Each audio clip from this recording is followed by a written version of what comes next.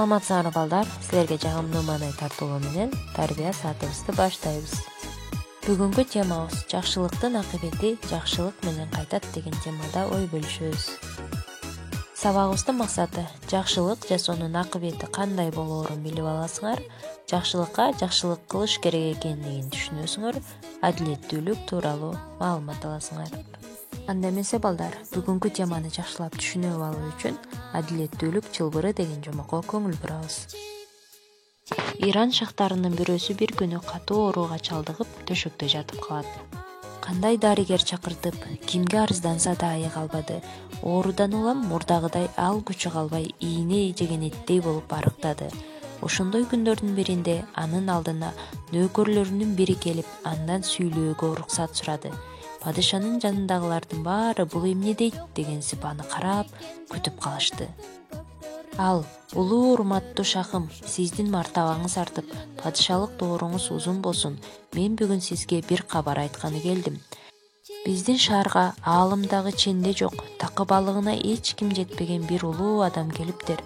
Ал Кудай жолунан бир кадам да жазбай жүргөн адам болгондуктан, анын тилеген тилегинин баары кабыл болуп, дубалары дайыма аткарылат экен. Эгер сиз макул көрсөңүз, ошол адамды сарайга алдыралы. Алла Таалага сиз үчүн да жалбарып дуа кылсын, деди. Катуу ооруп жаткан шах бул нөөкөрүнүн айтканын угуп ойлонуп калды. Анан шах ал айткан Оолуяны чакырганга киши жиберди. Чынында аны алдырбагандан башка деле чарасы калган жок болчу. Канчадан бери кетпеген оору шахтын таптакыр шайын оодарып, ал айласы кетип турган болчу. Шахтын буйругу менен жигиттери тезинен ал Оолуяны алып келишти. Нөөкөр айткан Оолуя адам аппак сакалы жайкалган, үстүндө ашыкча деле кийими жок, жупунуу адам экен. Ал шахтын алдына кирип салам айтты да, эмне чакырттыңар дегенсип күтүп калды. Шах ага өзүнүн дардын, канчадан бери бул оорудан кутула албай келе жатканын айтып, андан дуба кылышын суранды. Жанатан башын көтөрбөй момурап отурган Оолуя адам ушул жерден башын шарт көтөрүп шахты карады да жактырбагандай: Кудай башкаларга ырайымдуулук кылбаган адамга эч качан ырайым кылбайт деп катуу үн чыгарып сүйлөдү. Тегеректеп турган адамдардын баары анын үнүнөн селт этип чоочуп, эмне болоор экен дегенсип дымдарын чыгарбай, шахты алдыртаң карап унчукпай калышты. Каардуу падышадан өлгүдөй корккон нөөкөрлөр кудум ушул сөздү өздөрү айткансып кирерге тешик таппай тыбырап жиберишти. Мынчалык оор сөз күтпөгөн шах Оолуяны акшыя карап алып, иреңи бузулуп ачуусу келтирди. Шахтын бул түрүн көргөн Оолуя: кое тур жениңди деп буйруа сүйлөдү. Анан ого бетер үнүн катуу чыгарып: ачууланып баш кескенге шашылбай мени жакшылап ук. Эгер бул жашоодо кубангың келсе, башкаларды да кубанычка бөлө. Ырайымга бөлөнүп жеңилдик көргүң келсе, башкаларга да жеңилдик тартуула. Бирок мындайды кылбай туруп, менден бир ооз да дуба күтпө. Мен сен үчүн жалдырап дуба кылганым менен баары бир кабыл болбойт. Сарайыңдын алдындагы зынданың кокосуна чейин адамдарга толуп турганда, Кудай сага мээрим төкпөйт. Сен качан калкыңа мээримдүүлүк кылып, жакшылык кылмайынча бул оорудан такыр айыкпайсың. Андан көрө кылган күнөөлөрүң үчүн Кудайга кечирим сура. Сен өзүң зулумдук кылган адамдардын каргышына калыптырсың. Алгач ошолордун көңүлүн ал, ошондо гана Кудай сага ырайым кылышы мүмкүн, деп сөзүн аяктады Оолуя. Шахтын шакардай кайнаган ачуусу Оолуянын жүрөккө таамай тийген сөздөрүнө алгач туруштук бере албай, анан бара-бара ачуусу акырындап таркай баштады.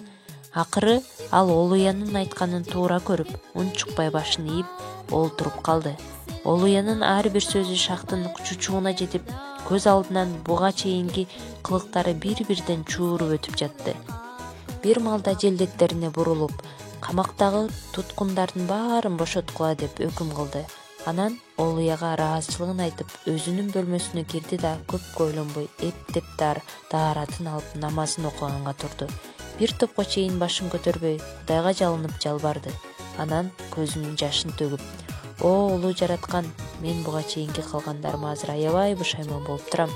Менден кымындай болсо да жамандык көргөндөрдүн ар бирин эстеген сайын жүрөгүн канталап жатат. О Кудай, менин ушул кезге чейинки акмакчылыктарымды кечире көр. Экинчи ушундай зулумдук кылсам, оңбой калайын. Мени кечиргениңе чейин ушинтип жалдырап жүрүп өтөйүн.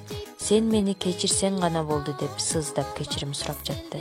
Шах ушинтип тооба кылып отурганда сырттан Олуя да алаканын көккө жайып падыша үчүн дуба кылды. Мына ошондо гана анын дубасы кабыл болуп, Шахтын оорусу жеңилдей баштады. Абалы оңоло түшкөнүн байкаган Шах кубанычы койнуна батпай ордунан ыргып турду да желдеттерин чакыртып казынасынан толгон токой алтын күмүш алдырып Олуянын башынан ылдый куйдурмакчы болду. Бирок анын бул кылыгы Олуяга жаккан жок. Унчукпай терс бурулду да сарайдан чыгып жөнөдү. Так босоого жеткенде артына бурулуп, мен болгону өзүмдүн милдетимди гана аткардым. Чындыкты жашыруу чыныгы акмактык.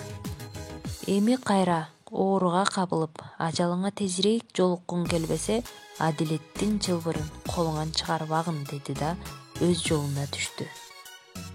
Мына балдар, жомогубузду аяктады, анда берилген суроолорго жооп беребиз. Эмне үчүн Олуянын Шахка жини келди? Экинчи сурообуз. Чындап эле элге зулум кылган адам ооруп калышы мүмкүнбү? Үчүнчү сурообуз. Олуя Шахты кантип тарбиялады? Төртүнчү суроо.